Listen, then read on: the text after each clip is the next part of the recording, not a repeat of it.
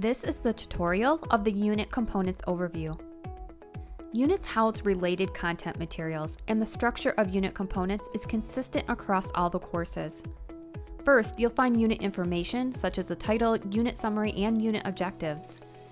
Next are the unit lessons that are designed to increase engagement and decrease passive learning through engaging curriculum narratives and multimodal resources that can include diagrams, videos, slideshows, and other interactive elements.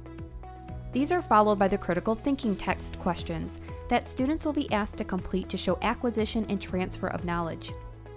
A unit lab is practical engagement and exploratory activity for the students that bring in real-world context. The unit activity requires students to apply what they've learned to create a body of work, for example, a multimedia presentation, a portfolio piece, an essay, an app, etc. Interactive flashcards engage students in reviewing key terms and ideas. A digital formative quiz checks for understanding. Threaded discussion questions promote higher order thinking in student responses. And the Unit Podcast is a professional audio narration of unit content and can be downloaded as an MP3 file or available in a pop-up window.